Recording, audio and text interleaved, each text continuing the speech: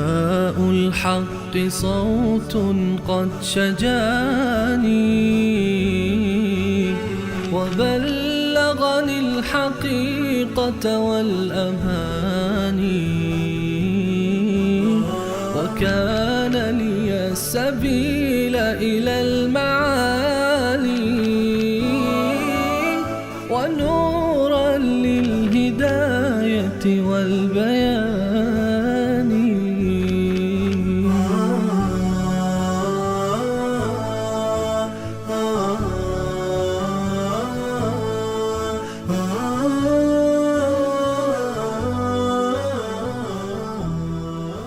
بسم الله الرحمن الرحیم. اللهم صل علی محمد وعلى آل محمد كما صليت على ابراهیم وعلى آل ابراهیم انك حمید مجید و بارک علی محمد وعلى آل محمد كما باركت على ابراهیم وعلى آل ابراهیم انك حمید مجید. عرض سلام دارم و ادب و احترام خدمت همه شما خوبان و سروران. امیدوارم هر کجا که هستید توفیقات روزافزون الله متعال قرین راهتان باد و هر روز و هر لحظه زندگیتان در عبادت الله متعال زیباتر از روزها و لحظات گذشته آن سپری گردد. الله رو بی نهایت سپاس از اینکه بار دیگر این توفیق رو نصیب راه بنده و شما عزیزان گردان تا در برنامه دیگر همراه شما خوبان و سروران باشیم و ترجمه معانی آیات دیگر از سوره های کلام الله مجید. در این برنامه با شما عزیزان هستیم با سوره مبارکه الشمس. سوره مبارکه الشمس یکی از سوره هایی است که در مکه مکرمه نازل شده و نام این سوره برگرفته از آیه اول این سوره است که الله متعال در آن به شمس یا همان خورشید قسم می‌خورند. الله متعال در این سوره مبارکه می‌فرماید: اعوذ بالله من الشیطان الرجیم بسم الله الرحمن الرحیم والشمس وضحاها. و قسم به خورشید و آن لحظه‌ای که در آغاز روز نور افشانی می‌کند. وضحاها، ضحا به زمانی گفته میشه از خورشید که سایه آفتاب به حدی بالا میاد که نور اون رو همه جا مشاهده میکنن. حدود 1 ساعت بعد از طلوع آفتاب، اون لحظه‌ای که کار و تلاش و جنب و جوش بر روی زمین به اوج میرسه، وقتی که آفتاب طلوع میکنه همه مردم مشغول میشن به کار و تلاش و زندگی دوباره در آغازی صبحی زیبا. و الشمس و ضحاها، و قسم به خورشید. خورشید یکی از مخلوقات عظیم الله متعال است که الله متعال در آیات مختلفی از کلام الله مجید نام میبره از اون و ذکر میکنه اون رو و این سوره هم به نام اوست. چراغ دنیاست، 1 میلیون، بیش از 1 میلیون برابر کره زمین ماست و 150 میلیون کیلومتر با ما فاصله داره، ولی با این وجود حرارت اون به زمین ما حیات میبخشه و گرما و نور اونه که سبب زندگی ما بر روی زمین میشه. از این بابت برای ما انسان ها خورشید از اهمیت فوق العاده‌ای برخورداره و نحوه تعامل ما با خورشید و فاصله زمین با خورشید و دور زدن زمین به دور خورشید سبب ایجاد فصلهای مختلف و شبانه روز و استمرار حیات بر روی زمین میشه و اگر خورشید وجود نداشت زمینی هم وجود نخواهد داشت. و الشمس و ضحاها، و قسم به خورشید و آن لحظه که نور افشانی میکند. و القمر اذا تلاها. دومین شیئی که از روی کره زمین قابل رؤیت هست و بسیار جلب توجه میکنه ماه و القمر اذا تلاها، و قسم به ماه، آن لحظه‌ای که پشت سر خورشید ظاهر میشه در آسمان. ما در روز خورشید رو داریم و در شبها ماه رو داریم. ماهی که نور میتابونه و ماهی که 1/4 کره زمین ماست از لحاظ حجم و پیوسته دور کره زمین میچرخه و نزدیک شدن و دور شدن ماه به دور زمین بر اثر محور چرخشی که دور زمین داره سبب ایجاد جزر و مد در دریاها میشه و میدونیم که جزر و مد دریاها هم سبب میشه تا آب دریاها متعفن نشن و حکمت‌های بسیاری که در ورای این جزر و مدی که حاصل از ماه هست نهفته است. و القمر اذا تلاها، قسم به ماه، اون لحظه ای که الله متعال میفرماید که پشت سر خورشید میاد و تابع نور خورشیده. ما میدونیم که نور ماه از نور خود سیاره ماه نیست، بلکه نور خورشید رو برای ما منعکس میکنه. ماه از خودش نور نداره، بلکه برخورد اون نور خورشید با ماه که برای ما منعکس میشه روی زمین و نحوه قرار گرفتن ماه و زاویه تابش نور خورشید به ماه و زاویه دید ما نسبت به ماه سبب میشه که ما در هر شب یک شکل خاصی و متفاوتی از ماه رو میبینیم و هلالهای ماه ایجاد میشه و ما در اسلام ماه برای ما بسیار ارزشمنده، چرا که عبادت‌های مهم ما به مانند روزه، به مانند حج به ماه مرتبطه و بسیاری از عبادت‌های دیگری که ما انجام میدیم و ماه‌های قمری بر همین منوال ایجاد میشه. این دو موجود عظیم نقش بسیار مهمی در سرنوشت انسان‌ها دارن. و الشمس و ضحاها، و قسم به خورشید آن دم که نور افشانی می‌کند، و قسم به ماه آن لحظه‌ای که پشت سر خورشید نور خورشید رو همچنان برای ما منعکس میکنه و امتداد میده. و النهار اذا جلاها، و قسم به روز آن لحظه‌ای که آشکار میکنه نور خورشید رو، آن لحظه‌ای که برای ما روز آشکار میکنه نور خورشید رو. روز وقتی که میاد ما در روز نور خورشید رو میبینیم و همچنین الله متعال قسم میخوره به شب، و اللیل اذا یغشاها، و قسم به شب آن لحظه‌ای که همه چیز رو در بر میگیره و میپوشاند نور خورشید رو. بعد از این که الله متعال از خورشید یاد کرد، اون زمانی که خورشید ظهور میکنه و میبینیم رو هم یاد کرد که روز است. و بعد از این که از قمر و ماه یاد کرد، الله متعال اون زمانی که ما ماه رو میبینیم که شب هست رو هم برای ما ذکر کرد. و النهار اذا جلاها و اللیل اذا یغشاها، روز آن لحظه ای که میتابد. روز و شب حاصل چرخش کره زمینه. ما میدونیم وقتی که زمین میچرخه، زمینه که باعث ایجاد شب و روز میشه. در حقیقت شب و روز معنایی ندارن مگر با چرخش زمین، و اصلا شب و روز روی زمین، چرخش زمینه که شب و روز رو معنا میده برای ما، و اون قسمتی از کره زمین که پشت به خورشید قرار میگیره و نور خورشید بهش نمیتابه شب میشه، و اون قسمتی که در معرض نور خورشید قرار میگیره روز میشه، و این حرکت کره زمینه که شب و روز رو به وجود میاره. و گویی که الله متعال در بعد از ذکر شب و روز و زمان ظهور، بعد از ذکر خورشید و ماه و زمان ظهور خورشید و ماه که روز و شب هستن، غیر مستقیم در آیه روز و شب قسم خوردن به روز و شب، گویی که به خورشید هم قسم میخوره، گویی که به زمین هم قسم میخوره، همون گونه‌ای که به ما هم قسم خورد. گویی که اینجا الله متعال اول برای ما خورشید رو ذکر کرد و بعد ماه رو ذکر کرد و بعد از اون زمین رو ذکر کرد، با لطافت جمع بین زمین و بین خورشید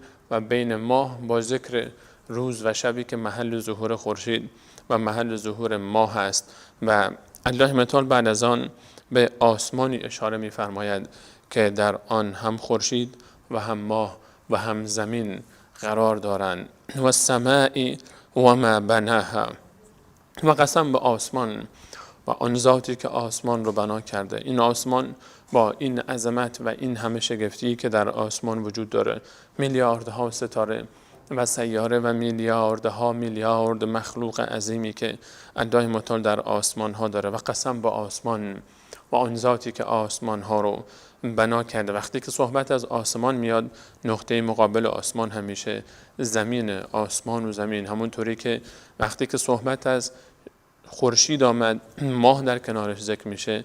وقتی صحبت از روز آمد، شب در کنارش ذکر شد. وقتی که صحبت از آسمان میاد، زمین هم در کنار او ذکر میشه. به همین خاطر الله متعال میفرماید و الارض و ما طحاها، و قسم به زمین و آن ذاتی که او رو گسترانده و آماده کرده و مهیا کرده، فضا رو برای زندگی انسان. فضا در روی زمین به نحوی آماده شده که انسان میتونه زندگی بکنه. خاک زمین، بستر زمین، آب و هوای زمین، قرار گرفتن نظم عجیب خورشید و ماه و زمین در کنار هم و حرکت زمین به دور خودش و حرکت زمین همزمان به دور خورشید و حرکت ماه به دور زمین و همه این شگفتی ها الله متعال به همه اینها قسم میخوره. تا به اینجا 6 قسم متوالی به 6 موجود عظیم، شمس و قمر و روز و شب و آسمان و زمین، اون چیزایی که ما هر روز میبینیم، هر روز ما اینها رو مشاهده میکنیم، هر روز خورشید رو میبینیم، ماه رو میبینیم. همه انسان ها در همه جای دنیا میتونن همزمان خورشید رو ببینن در روز و ماه رو ببینند در شب و علاوه بر اون ما آسمان و زمین رو هم همیشه مشاهده میکنیم. اما بسیاری از ما وکأی من آیة فی السماوات والارض یمرون علیها و هم عنها معرضون، و چه بسیار نشانه های قدرت الله متعال در آسمان ها و زمین که ما بر آنها گذر میکنیم اما از اونها بی تفاوت رد میشیم و تفکر نمی کنیم درباره نشانه های قدرت الله متعال در آسمان ها و زمین و پیدایش شب و روز. ان فی خلق السماوات والارض، در آفرینش آسمان ها و زمین، و اختلاف اللیل و النهار و تفاوت شب و روز و آمد و شد شب و روز، لآیات لأولی الالباب، نشانه هایی است برای اهل خرد، الذین، کسانی که یتفکرون فی خلق السماوات والارض، در خلقت آسمان ها و زمین تفکر میکنند و میگویند تو اینها رو بیهوده نیافریده ایم و تو پاک و منزهی از اینکه اینها رو بیهوده بیافرینی. فقنا عذاب النار، پس ما رو نجات بده از عذابی که پیش روی ماست در دوزخ. الله متعال 6 قسم متوالی ذکر میفرماد: و الشمس وضحاها والقمر اذا تلاها والنهار اذا جلاها واللیل اذا یغشاها والسماء وما بناها والارض وما طحاها. بعد از آن قسم هفتم که مهمترین قسم است: و نفس وما سواها، و قسم به نفس انسان ها و آن ذاتی که اینها رو خلق کرده. قسم به نفس انسان و جن، آن ذاتی که اینها رو خلق کرده است. تمام آسمان ها و زمین رو الله متعال خلق کرده. جعل لكم النجوم لتهتدوا بها فی ظلمات البر والبحر، برای شما خلق کرده از تمام ستارگان رو تا در تاریکی های شب و روز برای خود راه پیدا بکنید، در تاریکی های شب در خشکی و دریا بتوانید که شما راه خود رو پیدا بکنید از طریق ستارگان. و همچنین درباره زمین میفرماید: خلق لكم ما فی الارض جمیعا، هر چیزی که در روی کره زمین هست برای شما خلق کرده. فرمود جعل لكم النجوم، ستارگان رو برای شما خلق کرده، و هر چی در زمین هست برای شما خلق کرده و خلق کرده انسان رو برای چه؟ برای عبادت خودش. این انسان خیلی موجود مهمی است، این جنی که خلق شده موجود مهمی است.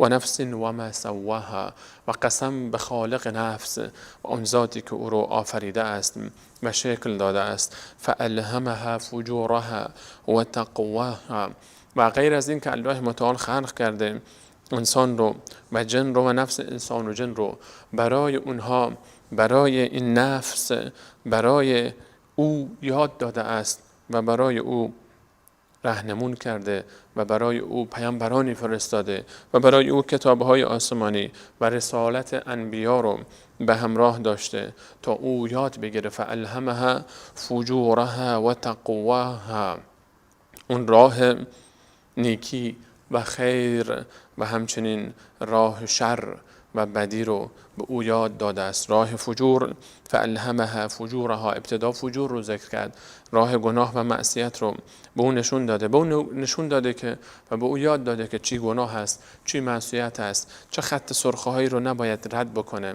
و تقوا چیست، پاکیزگی چیست و نیک بودن و خوب بودن در پیش الله متعال چیست. فالهمها فجورها و تقواها، و به او یاد داده. اینطور نیست که انسان رو خلق کرده باشه و اون رو با حالت خودش رها کرده باشه. افحسبتم انما خلقناکم عبثا و انکم الینا لا ترجعون، آیا شما گمان میکنید که من الله با عظمت شما رو بیهوده آفریدم و شما به سمت من الله باز نمیگردید؟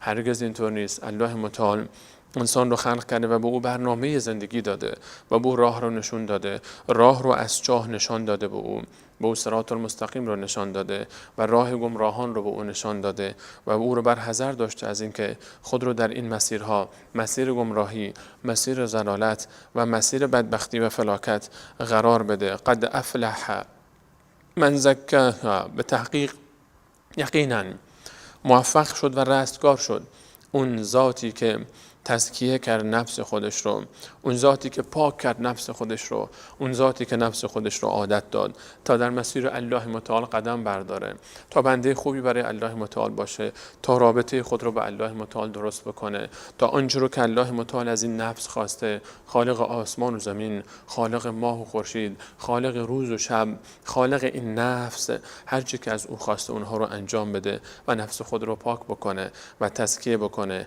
7 قسم متوالی در ابتدای این سوره، قسم به خورشید و قسم به ماه و قسم به روز و قسم به شب و قسم به آسمان و قسم به زمین و قسم به نفس و هر آن ذاتی که و قسم به نفس و آن ذاتی که تمام اینها رو خلق کرده، همه اینها رو الله متعال قسم خورد تا به من شما نشون بده که تزکیه نفس سبب رستگاری نفس میشه. رستگار شد اون ذاتی که نفس خودش رو تزکیه کرد و به هدایت رسید و به فلاح رسید و به خوشبختی و سعادت رسید. قد افلح من زکاها، به تحقیق که رستگار شد اون ذاتی که تزکیه کرد نفس خودش رو.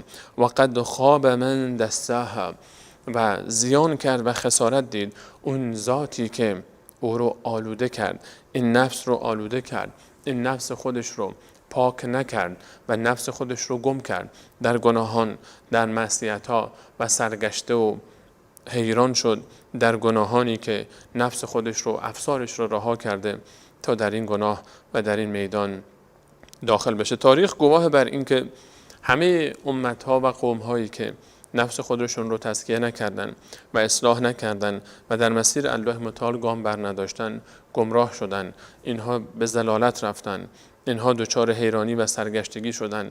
و یک نمونه رو الله متعال برای من و شما ذکر میکنه از امتهای گذشته. کذبت ثمود بطغواها، ثمود از روی طغیانگری و شدت طغیان تکذیب کردن دعوت انبیای الهی رو. قوم ثمود قومی بودند که پیامبرشون صالح علیه السلام برای آنها فرستاده شد و محل سکونت اونها در شمال شبه جزیره عربستان هست و در جنوب بین منطقه مدینه منوره و بین منطقه تبوک در بین این منطقه قرار گرفتن و هنوز هم آثار خانه های آنها باقی است. اونهایی که کوه ها رو می تراشیدن و در داخل کوه ها برای خود خانه درست می کردن تا به خیال باطل خودشون از عذاب الله متعال در امان باشن. اما الله متعال اونها رو مؤاخذه کرد به خاطر دشمنی با پیامبرشون. وقتی که صالح علیه السلام برای اونها فرستاده شد و رفت و اونها رو دعوت داد و از اونها خواست که ایمان بیاورن، اونها ایمان نیاوردن و حتی از اون معجزه درخواست کردن. یکی از معجزاتی که درخواست کردن این بود که اونها در همون کوه‌ها و صخره‌های سنگی که زندگی می‌کردن، کوه‌ها و خانه‌هایی که داخل کوه‌ها تراشیده بودند، از ثمود علیه السلام، از صالح علیه السلام خواستند که برای اونها شتری رو خارج بکنه از داخل این کوه و اون شتر حامله باشه و بعد که به دنیا آمد، وقتی که از این کوه خارج شد، وقتی که شتر از داخل این سنگ‌ها بیرون آمد، وضع حمل بکنه و رنگش چی باشه، شکلش چطور باشه، اندازش چطور باشه، همین ها رو گفتن. صالح علیه السلام هم به امر الله متعال اشاره کرد به کوه و از داخل صخره کوه شتری بیرون آمد با اون مواصفات و اون ویژگی های کونها خواسته بودن. بعضی ایمان آوردن و بعضی بر عناد اونها افزوده شد و گفتن ساحر و جادوگری تو و قبول نکردن. صالح علیه السلام فرمود که این شتر الله متعال است و نشانی و معجزه از طرف الله متعال و برای او اجازه بدید که یک روز از این چاه آبی که هست شما استفاده کنید و یک روز کامل رو بعد این استفاده بکنه. بسیار آب میخورد و شیر هم میداد و از شیر اون استفاده میکردن. اینها وقتی که دیدن یک روز نوبت و آب اونها به شتر داده شد، اینها اذیت شدن و آزار دیدن و عصبانی شدن و تصمیم گرفتن که این شتر رو بکشند، در حالی که اونها رو منع کرده بود صالح علیه السلام ولا تمسوها بسوء، شما دست به گناه نبرید درباره این شتر و این رو آزار و اذیت ندید، با اون رو از بین نبرید که عذاب دردناکی به سراغ شما خواهد آمد. اما این کار رو نکردن. کذبت ثمود بطغواها، تکذیب کردن ثمود بر اساس طغیانی که داشتن و گناهانی که پیش می بردن. اذ انبعث اشقاها، وقتی که شقی ترین خود رو فرستادن، وقتی که اون خارترین و ذلیل ترین اونها، انسانی گفت من میرم و این شتر رو میکشم، وقتی که اون حرکت کرد، اذ انبعث، وقتی که حرکت کرد از جای خودش و رفت اون شقی ترین اونها، فقال لهم رسول الله ناقة الله و سقیاها، و گفته بود به اونها رسول الله متعال صالح علیه السلام که این شتر الله متعال هست و این رو حق آب اون رو رعایت بکنید و حق آبش رو نگهداری بکنید. این رفت تا اون حق آب رو از او پس بگیره. فکذبوه، تکذیب کردن صالح علیه السلام در اون چیزی که گفته بود و گوش نکردن و عملی نکردن وصیت اون رو. فعقروها، و رفتن و اون رو کشتن و ذبح کردن این شتر رو. فدمدم علیهم ربهم بذنبهم، پس الله متعال هم با شدت و پیاپی برای اونها عذاب فرستاد به خاطر گناهی که کرده بودن. فسواها، و اونها رو با خاک یکسان کرد و یک سر از بین برد. الله متعال بفرماید که یک نفر از قوم صالح علیه السلام که انسان ناپاکی بود حرکت کرد و رفت و این شتر رو کشت و در حقیقت آن چیزی رو از بین برد که پیامبر الهی به عنوان معجزه آورده بود و اینها حق نداشتن که این کار رو بکنن و اون رو از بین برد و کشت و بقیه جلوی اون رو نگرفتن و اجازه دادن تا بره و اجازه دادن تا اون کار خودش رو بکنه. اما عذاب که آمد همه اونها رو از بین برد. واتقوا فتنة لا تصيبن الذين ظلموا منكم خاصة واعلموا ان الله شدید العقاب، بترسید از اون فتنه ای که وقتی که به سراغ شما بیاد تنها گناهکاران شما رو از بین نخواهد برد، بلکه اون کسانی که در برابر این گناه سکوت کردن رو هم از بین خواهد برد. وقتی که آتشی به جنگلی افتاد تر و خشک رو با هم خواهد سوزاند. اون هر کسی که سکوت بکنه در برابر معصیتی که دیگران انجام میدن سرنوشت اون همین خواهد بود. فدمدم علیهم ربهم بذنبهم، به خاطر گناهی که انجام دادن الله متعال بر اونها عذاب فرستاد. فسواها، اونها رو با خاک یکسان کرد و همه اونها رو از بین برد. این قومی بودن که نفسشون رو تزکیه نکردن، اینها قومی بودن که قدرت الله متعال رو نادیده گرفتن، رسالت الهی رو فراموش کردن، پیامبر الهی رو تکذیب کردن. ولا یخاف عقباها، الله متعال اونها رو از بین برد و هیچ نمی ترسد از سرانجام کار از بین بردن اینها. الله متعال اینطور نیست که وقتی قومی رو هلاک بکنه به مانند شما انسانها بترسه از این که اگر ما رفتیم و فلانی رو کشتیم، اگر فلان قبیله رو از بین بردیم، اون قوم و قبیله، دوستان اونها، اقوام اونها، هم پیمانان اونها به ما حمله خواهند کرد، ما رو از بین میبرن، از سرانجامش بترسه. الله متعال که بخواد قومی رو از بین ببره از بین میبره و از سرانجام هیچ چیزی هم نمیترسه، چون او خالق همه چیز است و او قدرتمندی است که هیچ کسی نمیتونه او رو ذلیل بکنه. الله متعال به ما اشاره میفرماید وقتی که قوم مشرک کافری رفتن و یک شتری رو کشتن، الله متعال اون قوم ظالم رو و هر کسی که به این ظلم راضی شده بود رو از بین برد.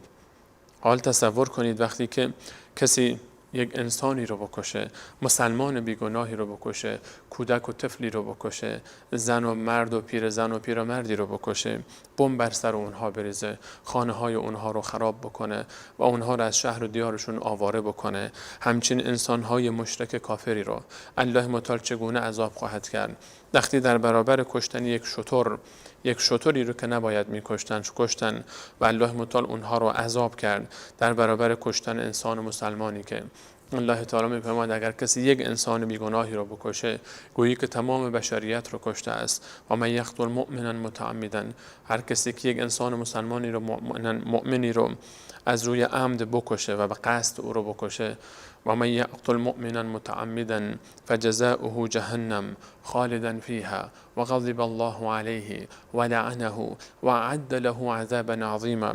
بدترین تهدیدی که در قرآن کریم استفاده شده برای کسی استفاده شده که انسان مسلمان بیگناهی رو بکشه.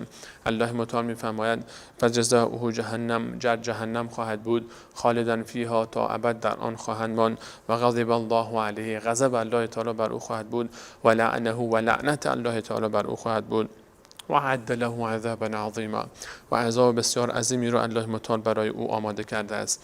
اون سزای هر کسیه که انسان بیگناهی رو بکشه، هر کسی که دعوت انبیای الهی رو نادیده بگیره، هر کسی که رسالت الهی رو نادیده بگیره و حرکت بکنه و بره در راه از بین بردن انسان‌های مؤمن و مسلمان، و هر کسی که به این ظلم راضی بشه، و هر کسی که نفس خودش رو پاک نکنه، و هر کسی که توحید رو در قلب خودش نیاره، و هر کسی که محتوای این سوره عظیم رو نادیده بگیره. رستگاری از آن کسی است که نفس خودش رو پاک کرد. قد افلح من زکاها و قد خاب من دساها.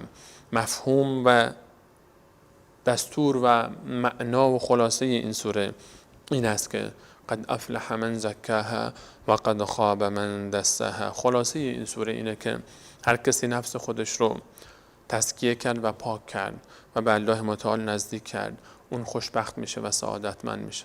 سعادت و خوشبختی رو فقط میشه در تزکیه یافت. فقط کسی طعم خوشبختی و لذت در زندگی رو درک میکنه که نفسش رو پاک میکنه، رابطه خودش رو به الله متعال درست میکنه، مستحکم میکنه. این انسان در هر شرایطی زندگی بکنه، در هر جا و پیش هر کسی که باشه، هر صنف و جنس و گروهی که باشه، این انسان خوشبختی رو درک خواهد کرد. و اگر این گونه نباشه، اگر نفسش رو پاک نکرد، طعم لذت و سعادت و خوشبختی رو در زندگی نخواهد چشید. الله متعال به همه ما و شما توفیق بده تا از جمله این افراد قرار بگیریم و الله متعال ما و شما رو پاک بگرداند، نفسهای ما و شما رو و ما و شما رو نجات بده از اینکه هلاکت و عذاب او به سراغ من و شما بیاد. تا برنامه بعد همه شما عزیزان رو به الله متعال می سپارم. الله یار و نگهدارتان. السلام علیکم و رحمت الله و برکاته.